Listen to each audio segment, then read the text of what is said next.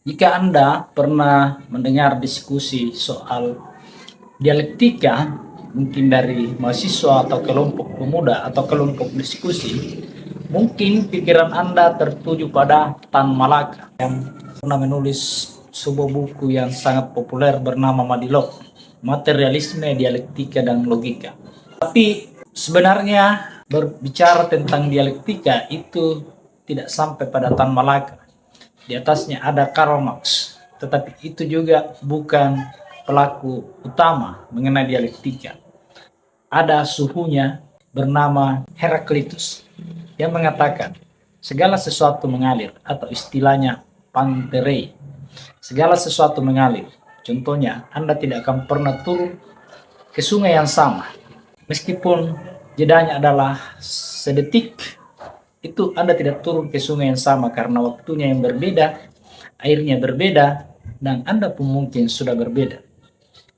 Lalu kemudian dialektika ini dikembangkan oleh Plato.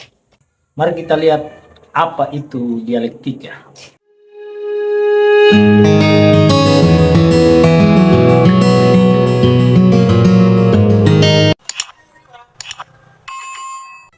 Dialektika itu adalah sebuah proses untuk lebih mendalami satu hal.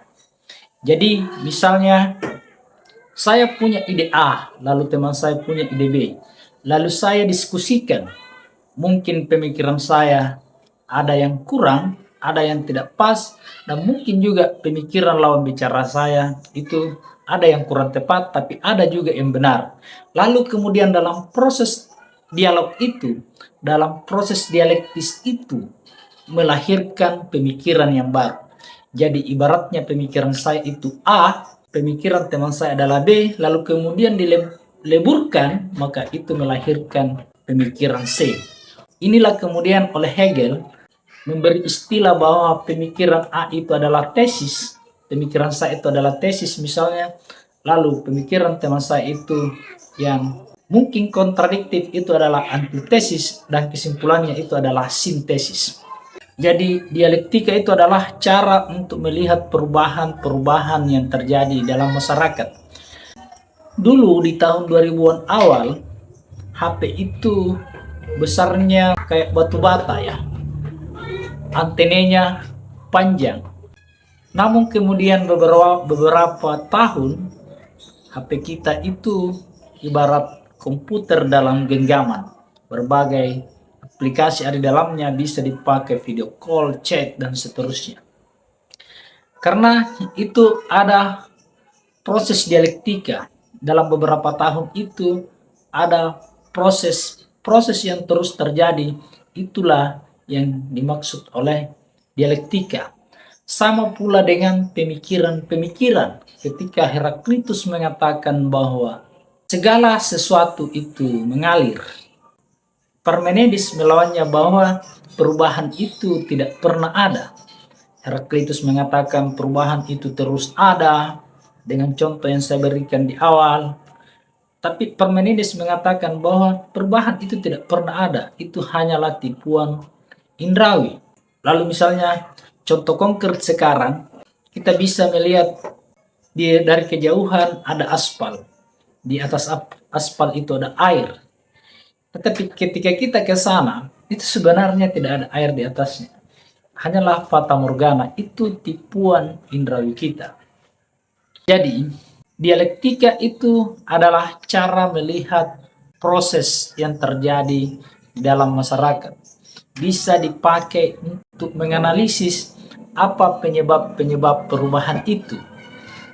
Kemudian, dialektika juga adalah proses perubahan pemikiran dari waktu ke waktu. Di mana misalnya dulu, sebelum Thales berfilsafat, Thales berpikir, mengapa masyarakat saya ini selalu membuat dewa-dewa. Ketika terjadi gelombang pasang misalnya, dianggap bahwa dewa laut yang marah, lalu diberilah sesajen kepada laut itu supaya laut tidak marah. Thales berpikir waktu itu bahwa bukan dewa-dewa itu yang mengatur semua itu, bukanlah dewa-dewa itu yang menciptakan alam semesta ini. Alam semesta ini tercipta dari air. Jadi itu adalah sebuah proses. Kondisi masyarakat waktu Thales hidup itu adalah kondisi A. Kehadiran Thales menentang kondisi itu adalah kondisi B. Lalu kemudian lahirlah yang namanya kondisi C atau sintesis. Sintesis pun ini, pemikiran baru itu akan melahirkan lagi kondisi A. Sintesis kemudian menjadi kondisi A, lalu ada lagi lawannya kondisi B. Dari proses inilah kemajuan-kemajuan itu bisa dicapai. Karena hasil dari tesis dan antitesis itu menjadi sintesis, itu juga akan dilawan oleh antitesis kemudian melahirkan lagi sintesis. Terus dan terus itu terjadi sampai pada kemajuan yang belum kita bisa bayangkan di masa depan. Kemajuan dari masyarakat mitos menjadi masyarakat logos, lalu kemudian menjadi masyarakat feodal, modern dan postmodern dan post-truth sekarang, itu akan terus berkembang sampai waktu yang tidak ditentukan. Itulah dialektika. Jadi ketika Anda mendengar kelompok pemuda berbicara tentang dialektika, itu bukan hanya pada Tan Malaka, itu bukan hanya pada Karl Marx, tidak berakhir pada Plato, tetapi di atas Plato ada suhunya bernama Heraklitus. Dan ketika kita paham pemikiran mulai dari suhunya sampai sekarang, maka itu akan lebih mantap. Kadang ada yang berbicara tentang dialektika, tetapi sepertinya kurang paham apa sih itu dialektika, sekedar hanya mempergaya bahasanya, memperindah bahasanya, supaya dianggap sebagai orang yang intelek. Tetapi tidak semuanya seperti itu. Mari kita melihat perubahan-perubahan di dalam masyarakat. Mari kita lihat perkembangan-perkembangan dengan baik. Anda juga bisa menggunakan dialektika ini, filsafat dialektika ini pada diri Anda, seperti yang saya jelaskan tadi. Ketika suatu langkah Anda ambil dan kurang mujur, maka ambil langkah lain. Yang mungkin di langkah lain itu Anda bisa lebih mujur. Kalaupun tidak mujur, maka Anda bisa gabungkan dua-duanya.